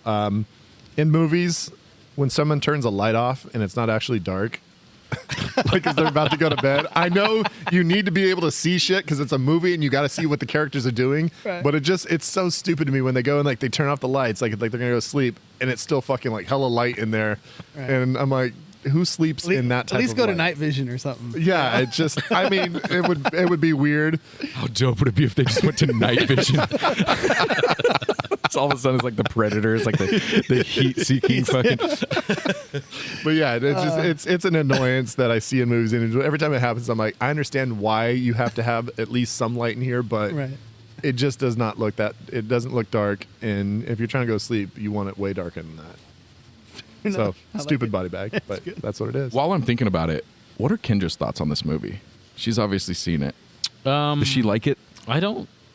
So I believe she's watched it with me once, and Oh, okay. we haven't really talked much about it. But I want to go back and rewatch it, especially after doing this pod again, and kind of pay a little more attention with your guys' insight in mind, because it kind of shifts the perspective. I would be curious to see her insight. and I want to do it with her and see Right. get a little more of like what her thoughts are on it. So Body bags. I mentioned this earlier. I'm body bagging the title of the movie. It doesn't fit this movie. Drinking buddies. You're like, hey, drinking buddies. Hey, let's go fucking have some drinks and have fun and shit. Isn't that the intention though? It's supposed to kind of like they are drinking buddies, like essentially. But to me, the title made me think that all four of them were drinking buddies, and there's going to be this kind of wacky thing between these four.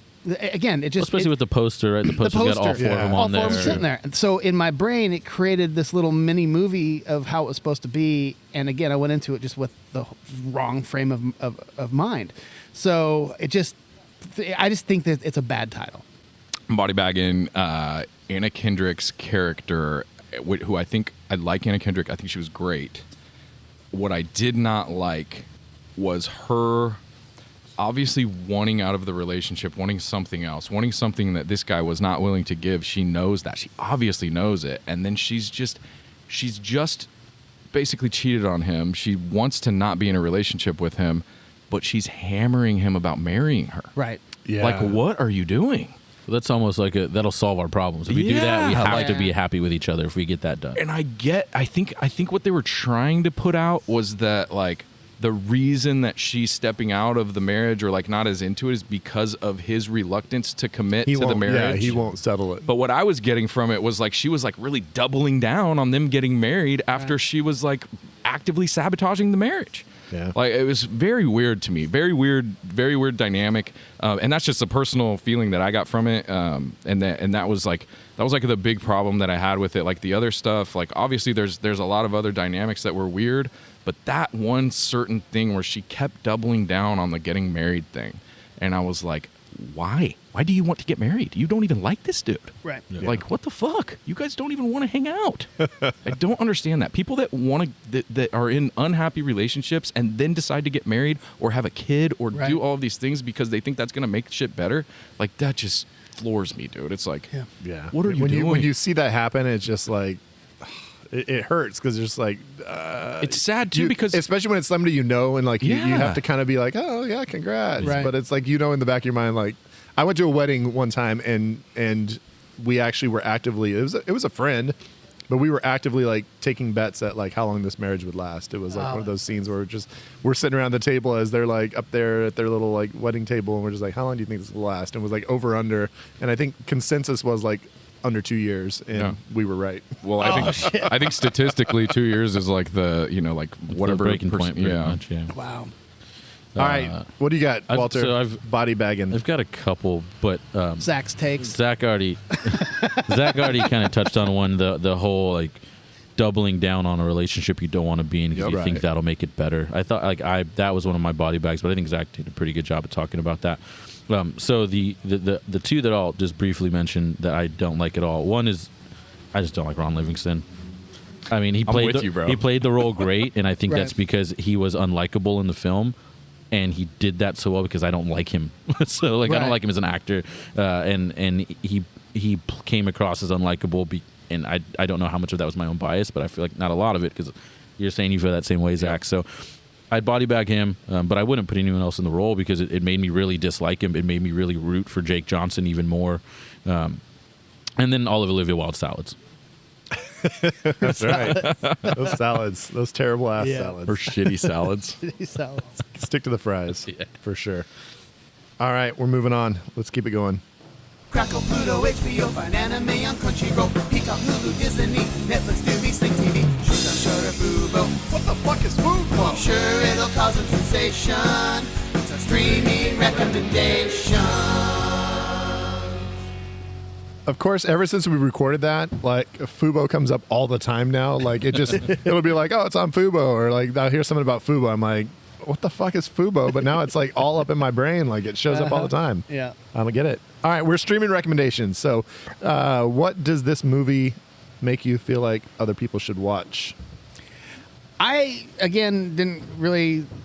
I was expecting a different movie, and Anna Kendrick to me wasn't Anna Kendrick to me. And so when I think of that, I want to see her in a very Anna Kendrick role, which is Mr. Right, which is a movie about a hitman. Sam Rockwell. Sam Rockwell is a hitman, and it's a fun little crazy chemistry between. I love the chemistry between them in this movie. It's a fun movie. It's on Netflix, so check out Mr. Right. A little hidden gem for sure. It is, yeah. How good is Sam Rockwell, by the way? I love that. He's dude. one of I my love Sam all-time Rockwell favorites. I love so that. much. Moon, I love that movie so much. That's a good one. So my streaming recommendation, I got two. So a lot of ad-libbing, actually funny. Like I know this movie wasn't trying to be funny, Right. which I respect. But I think both of these movies are very funny, and I think both of these movies are very similar, kind of the male-female counterparts. And one of them was directed by the lovely armpitted Olivia Wilde, which is Booksmart. I don't know if you guys have seen Booksmart. And the other one is Superbad. So we just watched both of these movies. We watched Superbad a couple nights ago. Fuck, it's good. It's so funny. So good. And they're just like it's another one of those like Apatow-esque deals where they're just like riffing and just joke after joke after joke, and like, you know, the funniest stuff makes the movie, which I dig. Like, and I wonder how much hit the cutting room floor in this movie. Like, I wonder how much there was. What do you say? Did we do Superbad on the basement tapes? We've never done it. We didn't do a basement We've never tapes? done Superbad. We've talked Shit. about That's it. We a will be great doing one. I it. love that We will movie. be doing We'll it. do it at some point. Yeah, But for sure. in the same vein of Superbad, there is the female version, I feel, which is Booksmart, and man, it's good. I really, really like it. Well directed. Beanie Feldman, Jonah Hill's sister, plays the one of the main characters in that one, and fuck, she is funny and quick witted and really, really good. I think you guys should go check them out.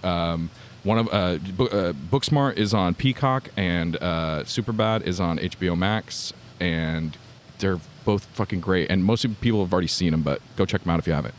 I got two. One's not a movie. If you want more Jake Johnson, and who doesn't, to be honest, New Girl on Netflix. All So the good. seasons are on Netflix, and there's a lot more laughs in New Girl. It's, I think, 7 seasons, so there's plenty of episodes to watch, and he is witty and hilarious, and I relate to Nick in New Girl also, although my wife would say that I'm probably more of a Schmidt. So Schmidt, whoever plays Schmidt, I don't know who his actor name is. But dude, he's so fucking funny in that show. Like, he's legit laugh out loud every episode. Is Mango I think. Chutney? Yes, dude, the way he pronounces words and stuff is just so silly.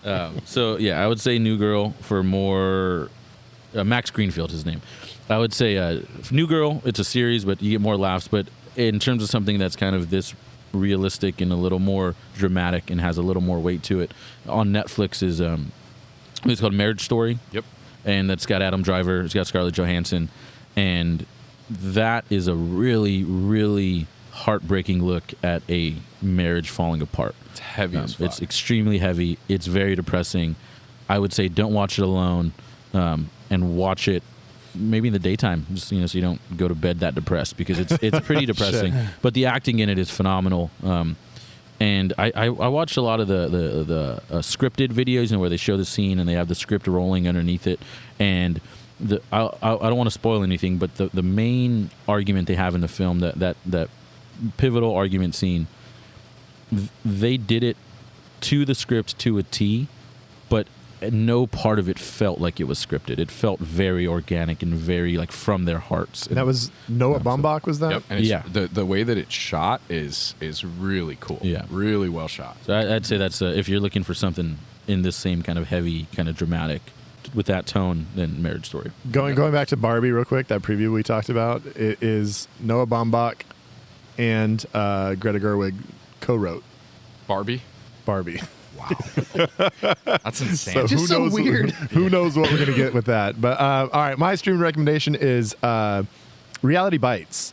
Another kind of situation where you have a girl who's kind of just aloof, likes hanging out and having fun with her friends, and she kind of gets caught between the guy that she thinks she wants to be with, but the guy that she probably should be with, and it's got a little love triangle kind of thing going. It's got another more Portland vibes. More Portland vibes, even though it takes place in Austin, Texas. Austin, Texas. But yeah, it's I watched this probably early December on streaming, but now it must have just left streaming because it looks like you got to rent that. So I apologize.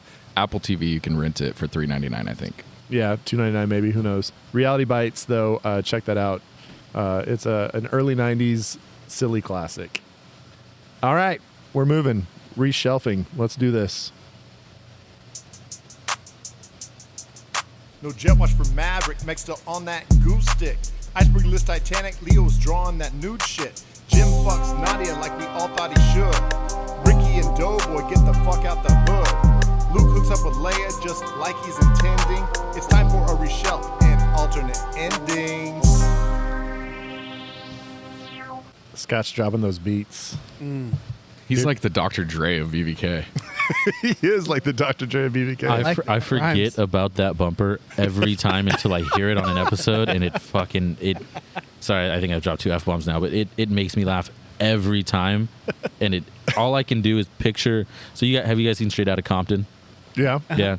The scene where they put Eazy-E into the booth and he has no idea how to rap, but they kind of coach him through it and get him there. Yeah. I just picture Scotch doing that to Brad.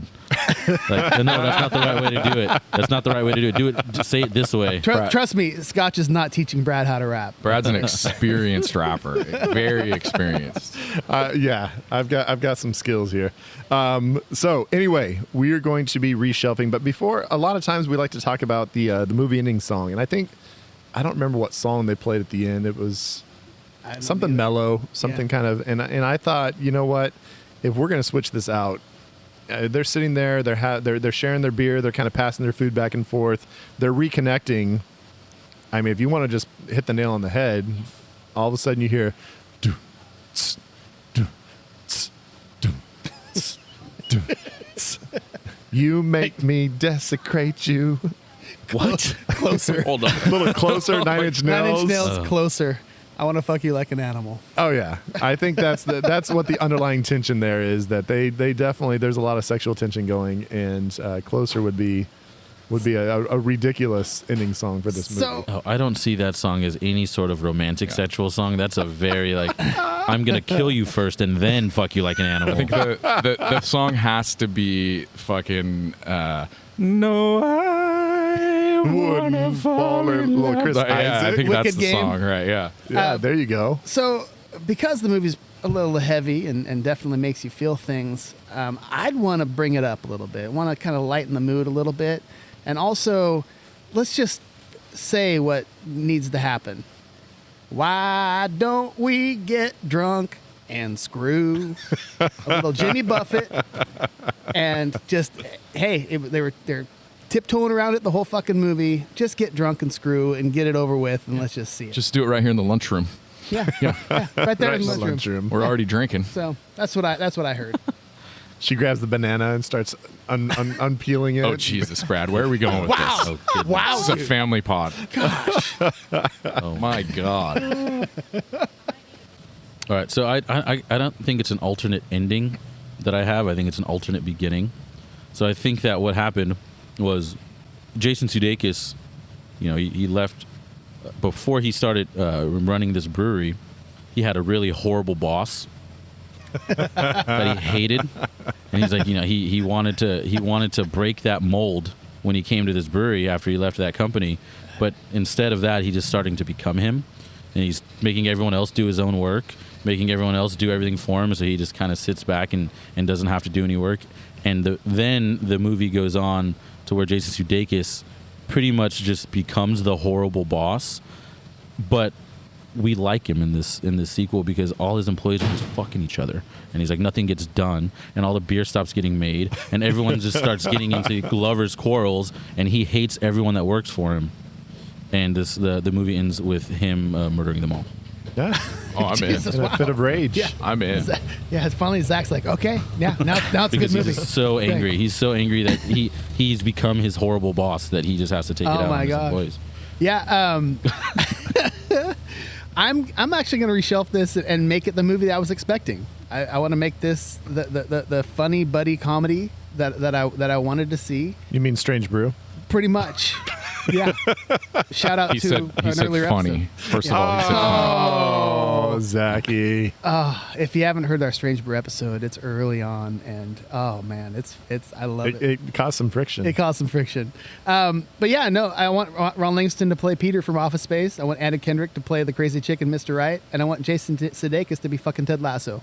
That's what I want to see. I want those characters in this movie, and it's all zany and funny, and everybody gets drunk and screws each other and cracks jokes. Yeah. Yep. I don't hate that at all. I think that there's a way to make this exact same plot really funny. I think that you'd have to write a little bit more into it and have it be less atmospheric and moody. But I think you could do it for sure. So my alternate ending is not really an alternate ending. I just want to have a discussion with my co-hosts, and we've sort of touched on it, but where does this movie go? If this movie ends a year after it ends, or if they make a sequel with all of these same characters, where are these relationships headed? Like what happens with the friendship / relationship of Olivia Wilde and Mr. Johnson? Where does the relationship with Anna Kendrick and Mr. Johnson, you know what I mean? Where does all this go? So What are you we want the thinking? extended cut. I'm just curious, like, what your guys' thoughts are. Like, I always try and think, especially in these relationship movies, my question is always, how long? Because usually in these movies that we watch on the pod, they get together at the end. Right. And then I always think, do they stay together or do they break up? So yeah, rank the how long they last between. Oh, I like this, that. This one and obviously Good Will Hunting. What happens first? Okay. Does Anna Kendrick and the Johnson guy get married, or does the Johnson guy and Olivia Wilde get together first? What happens first in the Like timeline? actually hook up? Yep. Man, that's a good question, because I feel like the worst case scenario is like he just gets married. He and Olivia Wilde never end up doing anything, and then they're just all three miserable for like the rest of their lives. So I feel like. Go ahead. I don't think that Jake Johnson and Anna Kendrick, if this movie continued on, get married. I think that He's been through enough where he's gonna like realize, okay, I can't let this happen. and just I think that the position he's in at work is one that when something's bad, and when you shouldn't continue doing it. Hey, things are going wrong. We need to change this, or that didn't work at all. I need to do something different. Yeah. And I would like to think that he starts to realize that in his personal life, and he and Anna Kendrick don't end up getting married or staying together. That's what I think would happen. I think the most Maybe that's realistic. what I want to happen. Right. I agree with you. I think the most realistic ending to this is that he does marry Anna Kendrick, and then Olivia Wilde gets in another relationship. They're both still unhappy, and then they have some sort of like affair. You know what I mean? That's like where the movie seemed to be headed to me. Mm-hmm. if we want to end it terribly, we could also just change the ending to the ending of Chasing Amy, where what's his name? Ooh, Anna Kendrick and Olivia Wilde hook up. Jake Johnson sits down on the couch, and I'm listening. He's got Olivia Wilde there, and he's got well, no, Ron Livingston's not in him. I guess he's gonna bring his wife in, and so it's gonna be the Chasing Amy scene, but he's got the two girls. Because I just think we just need to have a three-way. Just see what happens. So yeah, that's how you make it a terrible ending. And yeah, but I like the ending. I think it was a good movie. And I do. I think it went the way it was supposed to go, and it worked. And I was actually happier at the ending than I was midway through. I appreciate that they don't go where you think they're going to go with Right. every romantic comedy where they get together at the end. I Yep. appreciate that they did not do that. all right, so that is Drinking Buddies, folks. And as we've been sitting here making brewing beer, like you guys don't know, but we've been like through some more steps of the process as we've been moving along here. So BVK IPA coming to you January 21st at Last Call Brewing. Little fun party night if you can make it. And coming up next week, Scotch Beck he's been in the lab, kind of creating some new things, and he had some new ideas for a speed draft. Yeah, we're kind of doing a different episode here. We're kind of a work episode. We got the brewery going here, and so we thought we'd do a little different draft. It's not going to be. This isn't what we're going to do. Don't freak out, normal listeners. We're not going to change things. We might tweak some things in the new year. We got some ideas we want to do, but we're not going to get too far from the formula. But we wanted to try something different, something fun, and so next week we're going to do a speed draft. So it might not be the longest episode you've ever listened to, but it's going to be some BVK, some fresh new content for you. And I can imagine that beyond that, we're going to have our 100th episode. Who knows what's going to happen on that? And then Right. beyond that, we'll be back to pretty much normal operations. Yeah. Can we announce what we're doing for the 100th episode, or have we not fully discussed that? I think it's still a brewing right now over there in the vat. Oh, Brad. I don't know. Was that an Easter egg? I don't know what's going on. We will find out. We've talked about it, and I know if we stick with what we're talking about, I'm excited about it. I think it's going to be great. People are going to love the episode we talk about on the 100th. So, We shall All right, see. gentlemen. Thank you guys so much. Walter, thank you so much for coming on. We appreciate you. Jake, everybody, AJ, Liza, you guys are all awesome. Thank you for having us out. It's starting to rain. It's a beautiful gray day in Oakdale, California. Not too cold. Not too bad. Not too cold, not too hot. Nothing a couple beers can't fix. I call That's this truth. Goldilocks weather. Bye-bye.